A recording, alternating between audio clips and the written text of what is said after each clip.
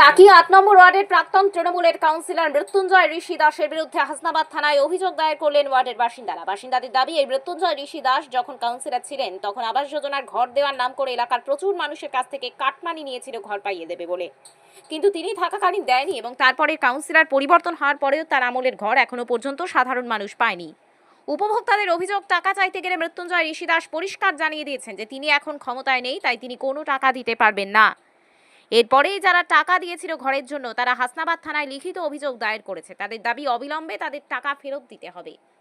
থানায় কেন এসেছেন বলুন তো? আমরা কার্ড মানি দিয়েছিলাম দিদি, ঘরের টাকা দিয়েছিলাম, সেই জন্য আমরা ফেরত পাইনি বলে সেই অভিযোগে এখানে এসেছি। কাটমানির টাকা কাকে দিয়েছিলেন? মৃত্যুঞ্জয় ঋষি দাস ৮ নম্বর ওয়ার্ডে। কোথায় জায়গার নাম? টাকি থোবা ৮ নম্বর ওয়ার্ড। ওনার কাছে টাকা চেয়েছিলেন? না, হ্যাঁ, টাকা চেয়েছিলাম, উনি বললো আমি এখন পদে নেই, আমি দিতে পারবো না। উনি এই কথা বললেন? হ্যাঁ। কিন্তু এখন কি চাইছেন আপনারা? আমরা চাইছি সুস্থভাবে আমাদের কার্ড মানির টাকাটা যাতে ফেরত পাই, এই দাবিতে আমরা এখানে এসেছি। আচ্ছা, থানায় কি অভিযোগ করলেন? অভিযোগ করলাম বলতে যাতে আমাদের গরিব মানুষ, সবাই গরিব মানুষ, আমাদের কার্ড মানির টাকাটা যাতে রিটার্ন পাই, এই জন্যই আমরা ওনাদের এতে সহযোগিতার জন্য এসেছি। কি নাম আপনার? দীপঙ্কর নাথ।